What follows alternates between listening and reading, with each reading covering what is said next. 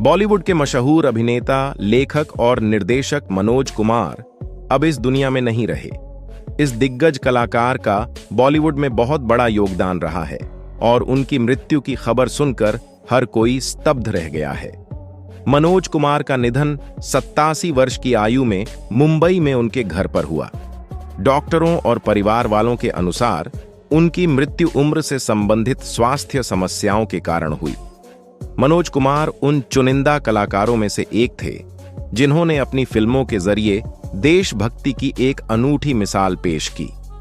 उनकी फिल्में न केवल मनोरंजन का साधन थीं, बल्कि लोगों के दिलों में देश के प्रति गर्व और सम्मान की भावना भी जगाती थीं। यही वजह है कि उन्हें प्यार से भारत कुमार के नाम से भी जाना जाता था। उनकी फिल्में आज भी दर्शकों के ज़हन में जिंदा हैं, जैसे कि उपकार, पूरब और पश्चिम, क्रांति और रोटी कपड़ा और मकान, जिनमें आम आदमी के संघर्ष और उसकी जिंदगी की सच्चाइयों को बखूबी दर्शाया गया है। मनोज कुमार न केवल एक बेहतरीन अभिनेता थे, बल्कि एक सफल निर्देशक और लेखक भी थे। उन्होंने कई फिल्में लिखीं, बनाईं और निर्देशित कीं। उनका फिल्मी करियर 1960 से लेकर 1990 तक बेहद सक्रिय रहा। उनके योगदान को देखते हुए भारत सरकार ने उन्हें 1992 में पद्मश्री से सम्मानित किया, जो देश का छठा सबसे बड़ा नागरिक सम्मान है। इसके अलावा उन्हें भारतीय सिनेमा के सबसे प्रतिष्ठित सम्मान दादा साहेब फाल्के अवार्ड से भी नवाजा गया। मनोज कुमार के निधन की खबर से पूरी फिल्म इंडस्ट्री सदमे में है। कई बड़े कलाकारों, निर्देशकों और प्रशंसकों ने उनके निधन पर गहरा दुख व्यक्त किया है। सोशल मीडिया पर लोग उनकी फिल्मों के संवाद, गाने और तस्वीरें साझा करके उन्हें याद कर रहे हैं। मनोज कुमार सिर्फ एक कलाकार नहीं थे, बल्कि एक विचारधारा थे। उनकी हर फिल्म के पीछे एक खास मकसद और संदेश हुआ करता था। इस मुश्किल घड़ी में उनकी फैमिली गहरे शोक में है और उन्होंने उनके चाहने वालों से अनुरोध किया है कि वे मनोज कुमार के लिए प्रार्थना करें। मनोज कुमार का जन्म 24 जुलाई 1937 को हुआ था और उनका असली नाम हरिकृष्ण गिरी गोस्वामी था। उन्होंने अपने करियर की शुरुआत 1957 में फिल्म फैशन से की थी, लेकिन उन्हें असली पहचान 1965 में आई फिल्म शहीद से मिली। इस फिल्म में उन्होंने भगत सिंह का किरदार निभाया था, जिसने दर्शकों के दिलों में गहरी छाप छोड़ी। इसके बाद उपकार ने उन्हें देशभक्ति की फिल्मों का प्रतीक बना दिया। इस फिल्म में उनका गाना मेरे देश की धरती आज भी लोगों के बीच बेहद लोकप्रिय है। मनोज कुमार की खासियत यह थी कि वे अपनी फिल्मों में सामाजिक मुद्दों को उठाते थे और उसे देशभक्ति के रंग में रंग कर पेश करते थे। उनकी फिल्म पूरब और पश्चिम में भारतीय संस्कृति और पश्चिमी सभ्यता के बीच के अंतर को बेहद खूबसूरती से दिखाया गया। वहीं क्रांति में उन्होंने आजादी के लिए लड़ने वाले नायकों की कहानी को जीवंत किया। उनकी फिल्म रोटी कपड़ा और मकान ने आम आदमी की जिंदगी की कठिनाइयों को उजागर किया और समाज को आईना दिखाया। मनोज कुमार का अभिनय इतना प्रभावशाली था कि लोग उनके किरदारों से खुद को जोड़कर देखते थे। उनकी फिल्मों के संवाद इतने गहरे और प्रेरणादायक होते थे कि वे आज भी लोगों की जुबान पर चढ़े हुए हैं। मनोज कुमार ने अपने करियर में कई उतार चढ़ाव देखे।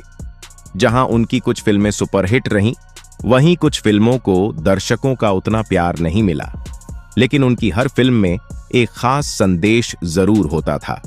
उन्होंने न केवल अभिनय किया, बल्कि फिल्मों को लिखने और निर्देशित करने में भी अपनी प्रतिभा दिखाई। उनकी फिल्मों में देशभक्ति के साथ साथ सामाजिक सुधार का संदेश भी होता था।